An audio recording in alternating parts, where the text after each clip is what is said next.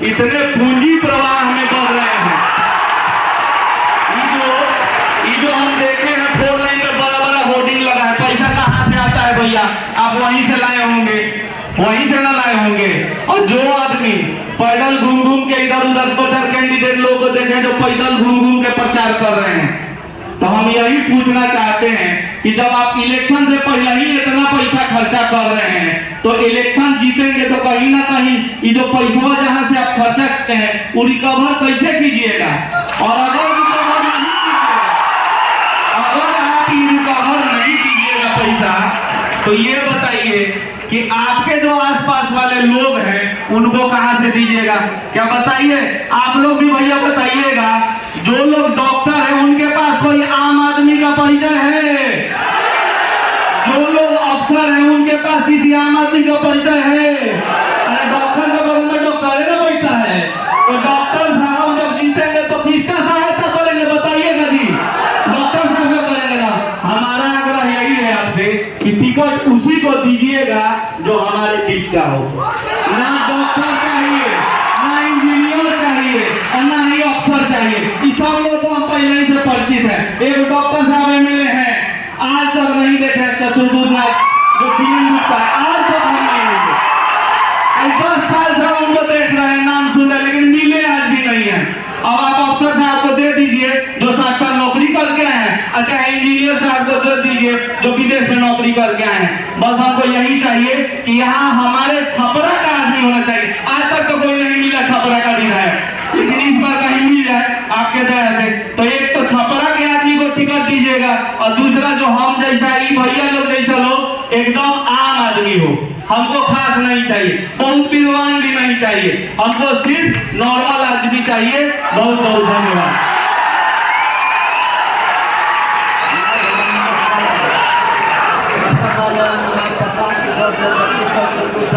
करना चाहता हूँ और कहना चाहता हूँ जो जवानी साहस मंगे फलकते हुए प्रतिभा का नाम प्रशांत खन्ना से खुदकते हुई भाषा शैली में सरभरा का बड़ा इजहार होता है। माटी की मूर्तें बोलती है, अब गरीबों एवं बेसहारे बहु उचित न्याय में इस संबंध में इनका पीले गुलजार बोलता है। अब किले गेहूँ के फूल, अब किले गेहूँ के बालिया, यही तो प्रशांत किशोर का सर्वाचित है। प्रशांत किशोर के दुर्भाषी मिलनसार व्यवहार के सब व्यक्ति, इनके अंदर दया, विनम्रता, सहिष्णुता कूट कूट कर पड़ी हुई है।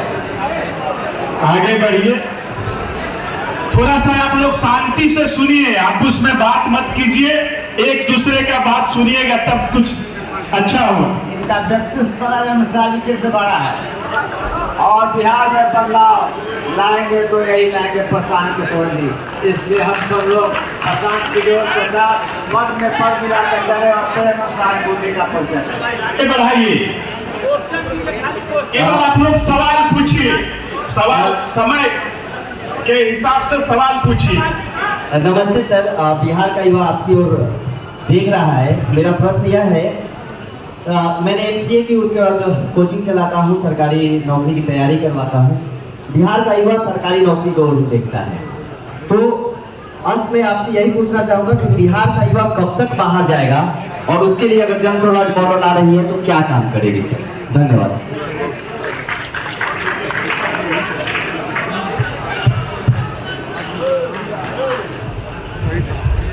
साथियों 5 क्वेश्चन और लिया जाएगा, 5 साथियों का और क्वेश्चन लिया जाएगा। समय का आपको उसका जवाब भी देना है, आपको सुनना भी है, इसलिए 5 साथी अपना सवाल रखेंगे। प्रशांत जी से मेरा सवाल है, क्योंकि प्रशांत जी को मैं 2014 से ऑब्जर्व कर रहा हूँ, एक नई सोच लेकर ये बिहार में तो आए, बिहार बदलाव की ये बात कर रहे हैं, और बिहार बदलाव पर हम इनका भरोसा कैसे करें कि क्या ये बिहार में बदलाव ले आएंगे? क्योंकि 2014 में ऐसा ही एक सपनों का सौदागर आया था जिसके सराहने में लोग फंसे और आज 11 साल से लोग नाच रहे हैं, तो कैसे भरोसा करें सर? प्रशांत जी, मेरा सवाल ये है कि सब इस आपकी जो पार्टी है उसमें सब कुछ पारदर्शी है। जन स्वराज अभियान चल रहा है, वो भी पारदर्शी तरीके से, आपकी पार्टी बनी वो भी पारदर्शी तरीके से। लेकिन जब टिकट चयन की प्रक्रिया आ रही है तो उसमें सब कुछ पारदर्शी क्यों नहीं है? मैं एक चीज़ देख रहा हूँ कि दूध जब महा जाता है तो उसमें से मक्खन निकलता है। तो जन स्वराज के बहुत पुराने लोग हैं जिन्होंने मक्खन निकाला है। अब मैं ये देख रहा हूँ कि आपके आसपास मक्खन लूटने के लिए बहुत सारे लोग पहुंच चुके हैं। इस चीज से आप कैसे बचेंगे? यही जो दोष है सारी पार्टियों में है, सारी राजनीतिक पार्टियों में, जो बिहार की राजनीतिक पार्टियां हैं, वहाँ आम लोगों को कोई टिकट के बारे में नहीं पूछता है, खास लोग पैसे के बल पे टिकट पा जाते हैं। तो आपने जो मक्खन निकाला है जन स्वराज का, उसको लूटने के लिए बहुत सारे लोग आपके आगे पीछे दाएं बाएं, मैं देखा इतनी भीड़ लगी है जिसका कोई जवाब नहीं है। और जनता ये जानना चाहती है कि आप टिकट की प्रक्रिया को कैसे पारदर्शी बनाएंगे, कैसे लोगों को ये विश्वास दिलाएंगे कि टिकट जो मिलेगा वो एक निष्पक्ष ईमानदार आदमी को मिलेगा। क्योंकि आप पहले कह चुके हैं कि अगर मेरा कैंडिडेट सही नहीं होगा तो आप उसको वोट नहीं दीजिएगा। पुलिस राय के यहाँ महोरा में सभा हुई थी, वहां आपने कहा था कि अगर मेरा जन स्वराज का कैंडिडेट अच्छा नहीं होगा तो उसको आप वोट मत दीजिएगा, आपने खुद कहा था। तो अगर आपकी टिकट चयन की पारदर्शी प्रक्रिया नहीं होगी, खराब लोग आएंगे, वैसे लोग आएंगे जो हर जगह से थक चुके हैं, वो एक बस आपको अपना माध्यम बनाना चाहते हैं, समाज में अपना स्थान बनाने के लिए, वो सेवा नहीं करना चाहते हैं। तो इस प्रक्रिया को कैसे पारदर्शी बनाइएगा, इस पे सारे लोग की निगाह, इसका जवाब मुझे चाहिए। 20 रुपया ले लिया जाता है, तो यहाँ रहने वाले और यहाँ काम करने वाले मजदूरों के लिए आपकी क्या नीति है और आपने क्या उसके लिए व्यवस्था की है? बहुत बहुत धन्यवाद। सर्वप्रथम अरण्य के मध्यवर्ती क्षेत्र में राउर वंदन अभिनंदन करतनी। आप बिहार के समस्या इतना बाकी स्वयं विचार नहीं कर पाओ कि अपने से कैसे व्यक्त करी। अभी आज के आपन स्थिति बताओ तो नहीं कि हम महेंद्र नाथ के दरबार से छबरा वही हो। यहाँ के युवाओं के लिए उम्मीद जगी है आपसे। सर, मैं अपने सारण के गौरव की बात करूंगा कि यहाँ का जो एक मरहौरा चीनी मिल है, जो आज सारे जितने भी जदयू है, चाहे आरजेडी है, चाहे बीजेपी वाले, सब मिलकर यहाँ पर जमीन कब्जा करके बेच दिए हैं। लेकिन हमारे जो मरहौरा का गौरव चीनी मिल है, क्या आपकी सरकार आएगी तो इसे आप चालू कीजिए ताकि सारण के कुछ तो पलायन रुकेंगे। सर, दूसरी नंबर बात सर, दूसरी सवाल सर, सीधा सवाल, अगर आपकी सरकार बनती है सर, ये हमारे छपरा की सारण धरती से आपको रिक्वेस्ट है कि आप किसी से के साथ गठबंधन मत कीजिएगा, चाहे चुनाव राष्ट्रपति शासन क्यों न हो। आपसे उम्मीद है हम युवाओं को। मैं सर बेरोजगार हूँ, मैं भारतीय जनता पार्टी का अकेले ऐसा करता 5000 वोट में अकेले, लेकिन मैं मोदी के नाम पर मैं लोगों से लड़ा हूँ, लेकिन मुझे कुछ नहीं मिला बेरोजगारी के नाम पर। तो जुमलेबाजी करके सब बेच दिए। सर, देश में मोदी का जरूरत है, मैं ये नहीं कहता हूँ अभी कांग्रेस और उसमें है, लेकिन सर आपका बिहार में जरूरत है। ये दोनों मलाई खा रहे हैं एक दूसरे को गाली देकर सर, और बना आगे बढ़ा दीजिए। मैं सर हर विभाग में आओ। बात के सुनल जाओ। सबसे पहले सारण के धरती पर, ऋषि दधीची के धरती पर, जयप्रकाश के धरती पर नया जयप्रकाश जी आई बनी हमारा भी प्रशांत किशोर जी। अरे क्वेश्चन नहीं करते हैं लोग भाई, हमारे बीच प्रशांत जी आए हुए हैं। सबसे पहले उनका आभार हम व्यक्त करते हैं, उनको धन्यवाद देते हैं, उनका कोटि कोटि अभिनंदन करते हैं मंच पर बैठे हुए। तो सबसे पहले जो आपकी शंका है, भाई साहब ने कहा कि भाई आप पर भरोसा क्यों करें, आप पर भरोसा क्यों करें। 14 में भी तो केवल आया था, उसने भी तो यही बात कही थी। 14 ही क्यों, आपको तो 52 से ही लोग बढ़िया बढ़िया बात बता रहे हैं। तो आप जाकर मेरा भाषण सुनिए, जो 3 बरस से हम बात बता रहे हैं। हम तो स्वयं से ये कह रहे हैं कि एक प्रशांत किशोर को छोड़िए, अगर 10 प्रशांत किशोर भी आ जाएंगे तब भी बिहार नहीं सुधर सकता है। जब तक यहाँ के लोग नहीं सुधरेंगे तब तक कोई व्यवस्था इसको सुधार नहीं सकती। ये कोचिंग कराने वाले भाई साहब ने बड़ा ओजस्वी सवाल के फॉर्म में बड़ा भाषण भी दिया, लोगों ने ताली भी बजाई। इतना लंबा लंबा उन्होंने कहा सामान्य को चुनिए, हमारा लोकल चुनिए, स्थानीय चुनिए, विदेशी चुनिए। भाजपा के एक साथी कार्यकर्ता ने भी कहा भैया 5000 वोट दिलवाए हैं मोदी के लिए। गुस्सा तो है, लेकिन कहते कहते सोचे ना मोदी देश के लिए ठीक है, यहाँ के लिए बदलने के लिए तैयार हो गए। लेकिन देखिए ये जितने लोग हैं युवा साथी, पीछे से एक आदमी भाषण दिया कि युवा ही क्यों नहीं होना चाहिए। तो मेरे भाई, छपरा की जो समस्या है, जो मलहौरा की समस्या है, या आपके गांव पंचायत की समस्या है, या शिक्षा की, भ्रष्टाचार की, पलायन की समस्या है, इसमें कोई ऐसी समस्या नहीं है जो पिछले 1-1.5 साल में शुरू हुई है। ये वर्षों से चला आ रहा है। मलहौरा आज नहीं बंद हुआ है, लेकिन जरा आप अपने से पूछिए कि आपके विधायक कितना बार से आप उनको जिता रहे हैं, आपके सांसद महोदय को आप कितना बार से जिता रहे हैं। आप तुरंत कहिएगा भैया 2 बार, 3 बार, 4 बार।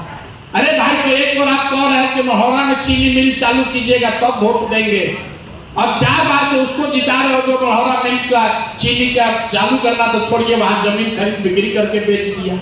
दोनों बात कैसे होगा रे भाई साहब? तो सामान्य आदमी को दीजिए। डॉक्टर साहब हमसे भेंटे नहीं हो रहा। डॉक्टर साहब कितना बार से जीत रहे हैं, उनको वोट 2 बार से 10 वर्ष हो गया। वोट उनको पंजाब के आदमी ने नहीं दिया, उनको लुधियाना के आदमी ने आकर वोट नहीं दिया, वोट आपने, हमने दिया। तब काहे शिकायत करते? वोटों दीजिएगा और शिकायत कीजिएगा। लोग तुरंत कहता है भैया हमारे पास विकल्प नहीं था। यहाँ पर बैठे हुए जितने लोग हैं पूछेंगे भैया अपने सांसद को, महाराजगंज छपरा के सांसद को 3-3 बार से काहे जिता रहे हो? काम नहीं किया, हरा देते।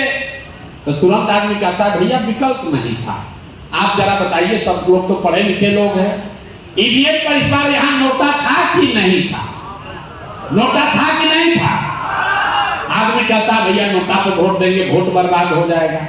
अरे भाई, आप पढ़े लिखे लोग हैं, संवैधानिक व्यवस्था है कि अगर नोटा को सबसे ज्यादा वोट आ जाए तो जितने प्रत्याशी खड़े हैं उस सबको डीबार करके पार्टियों पर ये दबाव होगा, पार्टियों पर ये कंपल्सन होगा कि उनको नए उम्मीदवार देकर फिर से चुनाव कराना पड़ेगा। लेकिन जिस दिन वोट देना था उस दिन तो आपको मोदी जी दिखे, उस दिन आपको राम मंदिर दिखा, उस दिन लालू से हिसाब किताब दिखा, उस दिन आपको अपना जात दिखा, उस दिन रात में बटने वाला मुर्गा भात दिखा, उसका हिसाब किताब भी लगाया गया।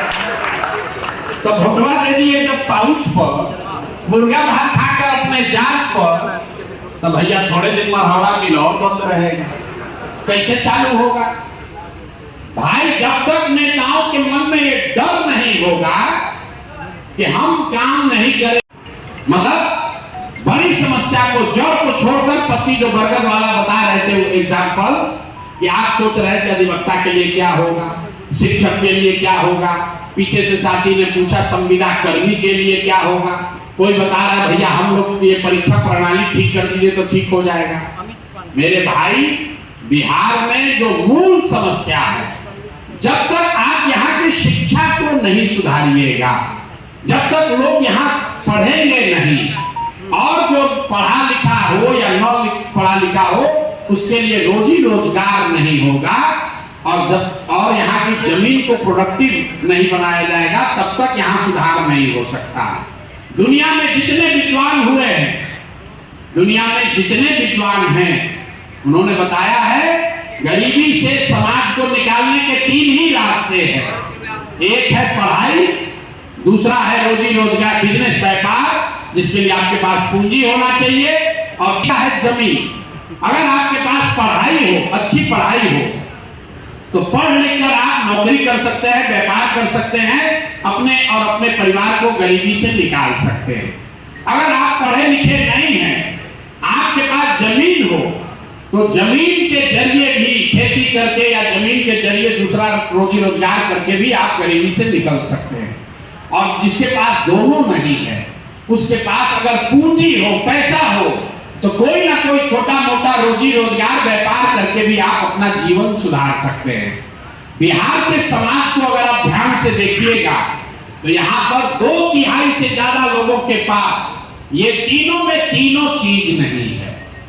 यहाँ 2/3 से ज्यादा लोगों के पास न पढ़ाई है, न जमीन है, न पैसा पूंजी है। इसीलिए आपको इतनी गरीबी दिखती है।